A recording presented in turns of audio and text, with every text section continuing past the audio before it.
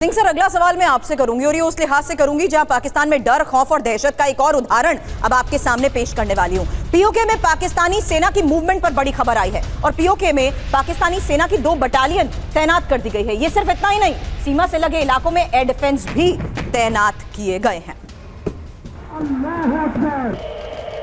फिलहाल आपको बता दें, सीमा पर ये एयर डिफेंस 2 सेक्टर्स में एक्टिव किए गए हैं। इसके अलावा पाकिस्तानी सेना के हेडक्वार्टर यानी रावलपिंडी से कमांडर्स को डायरेक्ट आदेश दिए जा रहे हैं।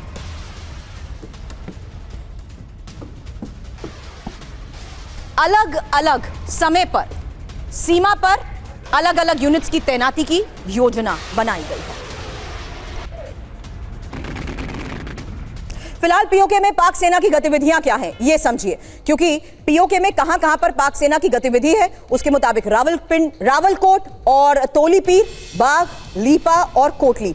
अब इसमें पाक की कौन सी बटालियन तैनात है, यह इंफॉर्मेशन 30 आर्म डिवीजन, 7वीं इन्फेंट्री डिवीजन, कहां एयर डिफेंस को तैनात किया गया है, लाहौर सेक्टर, सियालकोट सेक्टर और साथ ही किन यूनिट्स की सीमा पर तैनाती है उसके बारे में इंफॉर्मेशन, जहां इलेक्ट्रॉनिक वॉरफेयर यूनिट और पैराशूट रेजिमेंट के साथ साथ आर्म्ड कोर के साथ साथ आर्टिलरी यूनिट भी तैनात बताई जा रही है। अब ये किस तरीके की सिंह सर स्ट्रैटेजी आपको लगता है अपनाई जा रही है?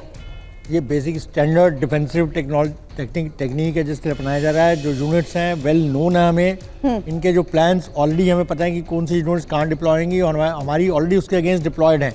तो इसमें हमें इससे घबराने की, जो एयर डिफेंस सिस्टम आप बात कर रहे हैं वो एक मच लेसर कैपेबिलिटी का एयर डिफेंस सिस्टम है और हमारे पास इस समय जो कैपेबिलिटी है वो सीएड डीएड की है, जैसे बोलता है suppression of enemy air defence and destruction of enemy air defence. Suppression की जाती है इलेक्ट्रॉनिक मीन से और डिस्ट्रक्शन की जाती है फिजिकल मीन काइनेटिक मीन से, जैसे बॉम्ब्स करके, बॉम्बिंग करके या ड्रोन्स के थ्रू या एंटी रेडिएशन मिसाइल्स के थ्रू। तो ये सारे हमारे पास रिसोर्सेज हैं जो अगर वॉर होती है तो हम ये उनके ऑलरेडी फर्स्ट जो उनका अटैक होंगे वो उनके एयर डिफेंस सिस्टम और होंगे जो चाइना के थ्रू उनको मिले हैं, HQ9 और HQ6। और इसके अलावा उनका कोई जो एयर डिफेंस सिस्टम है बड़े पुराने सिलेक्ट सिस्टम है जो इस समय बिल्कुल रिडंडेंट है।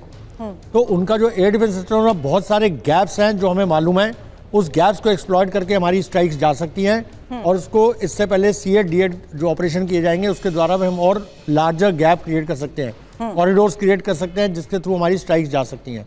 राइट सर, और जिस तरीके से स्ट्राइक जाने की आप बात कर रहे हैं, एक और बड़ी खबर बता दूं, क्योंकि पाकिस्तान को बाहरी हमले का खतरा है